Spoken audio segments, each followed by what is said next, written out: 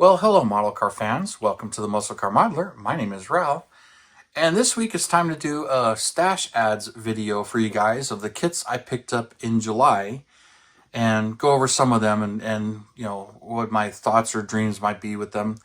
And that's part of the fun of just buying a kit and just having them in your stashes. What are you going to do with them? How are you going to build it? What colors? That's always fun. I mean, that's part of collecting them and getting them. As your stash grows, you get all these plans and everything. But this is one of them right here.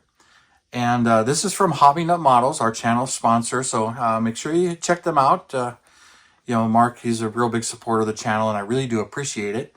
And so this is brand new from AMT, just recently came out. A couple of things with it. It's Craftsman Plus, as shown here right on the box, which is what the original kit was. Now, the original kit has not been available since '64. None of them have been. They're really rare and really expensive, which is kind of what I understand my thoughts are what AMT was going for on this. Because it says right here, curbside style, promotional. You look at the box, it kind of tells you engine plate. So you get an idea if you know what you're looking for, and it's nice they put all this stuff on the bottom. But there's no engine in this kit.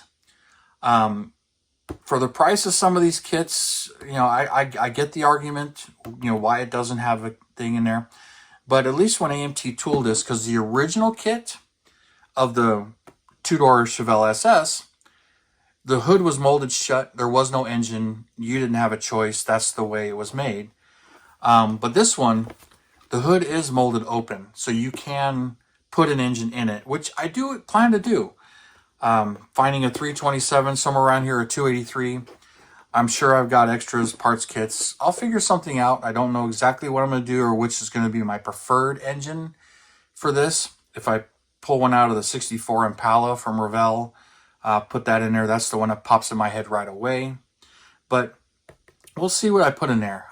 But I do want to do it as a V8, even though the SS was available with a 6-cylinder as well. And you can build it either way. Now, the funny part is I've got a ton of Chevelles. I built 65 all the way to 72. Built them all, but the 64 I have not built. So I'm looking forward to doing this, even though I have a resin 64 from Missing Link that you can combine with, I believe, the 67 Chevelle for the chassis. I bought all the parts to do that, but for whatever reason, I haven't built it. And the same goes with some of my other ones. I was never able to find one of the promo ones, promo style curbside kits from 64, but I did get the 64 wagon. I'll throw the boxes art up. I have one of those. It's a really nice rebuilder, had the chrome redone. It's been sitting in a box forever. Also, the 64 El Camino. Have that one as well. Same story. Have not built it. And I believe that one's got all this stuff. Like there's a boat or something in there. It's been a long time since I looked at it. But I have those two and I haven't built them. Got a couple of the 65 wagons. Those are cool. Resin body to do a 2-door version of one of those. But, this is one of the ones that is missing and I haven't completed my Malibu set. So I'm really excited about building this one. So, like I said, this one came from Hobby Nut Models. Along with this one, being a Mopar guy, I had to get this one. Even though I've got a ton of them, I've probably still got another 4 or 5 unbuilt of the earlier box arts of the RT, which has the 440. This one has the Hemi. They also had a Super B boxed one that was a street machine, which is mostly what this kit is.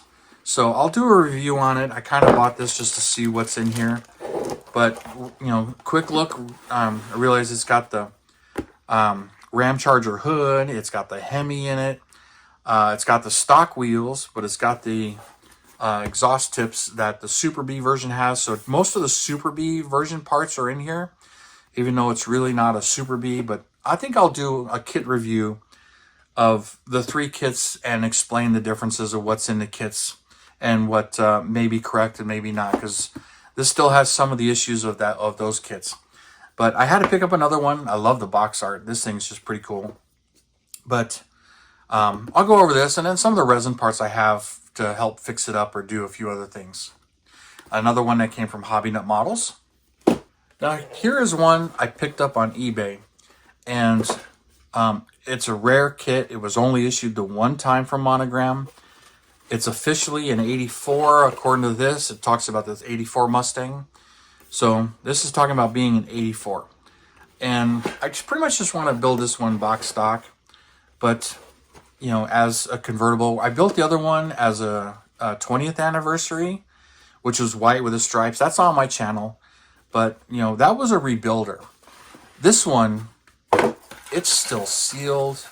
It's mint. I put the tires in a bag. But it's all here. And, you know, I haven't seen one like this. So this is like a mint kit. No decals. The kit never had any decals. But I saw it on there. And it was a little more than I would have liked to have spent. But being what it is and how hard it was for me to find a mint kit. And I just browse eBay quite a bit. And this is one of them where I just put in Monogram, you know, Mustang convertible or just Mustang convertible. And I saw this one and I was watching it for a little while. So I ended up buying it. But I'll do a full review of all the kits and contents on this one. As it's one of my favorites, even though it's kind of an odd year. But you know, it's first of the Fox body convertibles and return of the convertibles.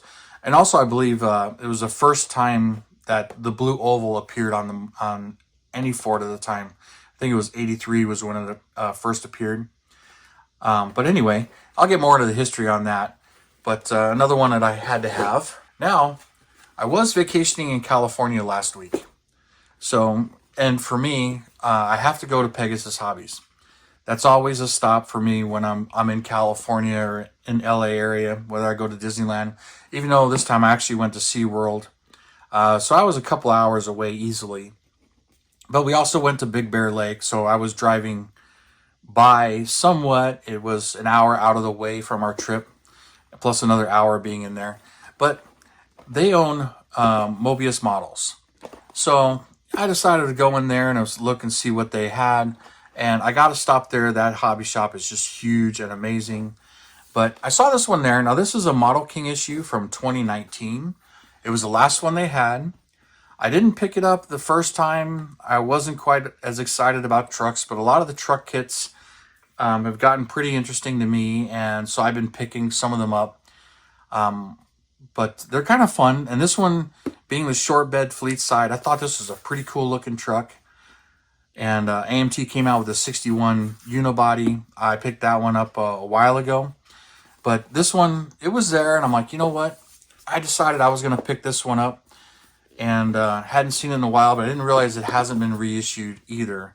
So I understand they're getting really hard to find. But I feel fortunate enough to be able to pick this one up while I was there. Here's the one I was looking for, though. The Mercury M100 pickup. And when they announced this kit, I'm like, oh, cool. You know, an actual Mercury version. I like my automotive history and trivia, so I had to have one of these. Even though I haven't built a single one of these Mobius trucks. I did buy the 69. That one, I bought that one. I thought it was pretty cool.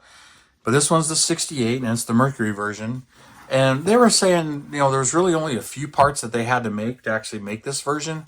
So there's a hood and the tailgate, and then the hubcaps and a couple of pieces of chrome. There really wasn't much to actually convert the tooling to this, but it's a pretty cool kit. And I didn't notice that at first. My son did. It's got his name on it. His name is Ryan. It says Ryan Fine Arts. I didn't really read that or notice that right away. But that's pretty cool. But now he's like, I got to build it. I got to put that on there. His favorite color is red. So I'll probably do it in red and white like this. Not really sure. Or all, well, I can't do all red because of the decal. But I'll figure out what I'm going to do. Maybe he'll want a different color on here. But I'll build it for him with his input and everything. Maybe he'll get excited about me building it or not. But who knows? But another one that just seems like it's going to be a fun kit to build. And the last one I picked up there was this one. 67 F350 ramp truck. Pretty much the same truck as far as the cab goes.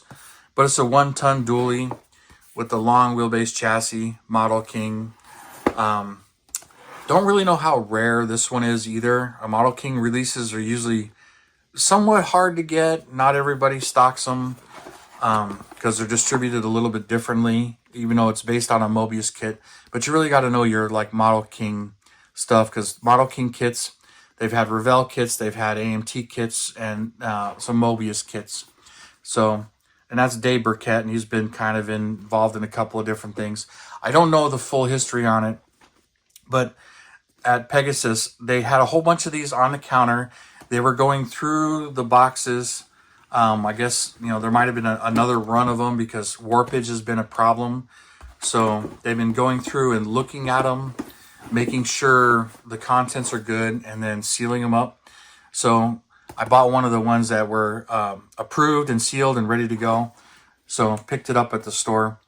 And I kind of want to do one as a Shelby race hauler, whether I put a GT40 on the back or one of the GT350Rs. Don't know, but that's just kind of my thoughts, even though it doesn't come with these stripes. I looked in there what decals it has, but looks cool. The 390 engine, same with some of the other ones. Got the 352 and 390 engines in them. So I'm like, that's pretty cool. The 69 has an inline six, just for reference. And I believe that was a Model King issue as well. Anyway, those are what I picked up this particular month. I did pick up a couple of parts kits here, but I really didn't show them. But those are the kits I picked up and added to my stash, you guys. So again, thank you for all your support and everything. And then Hobby Nut Model support, there's be a link in the video description below.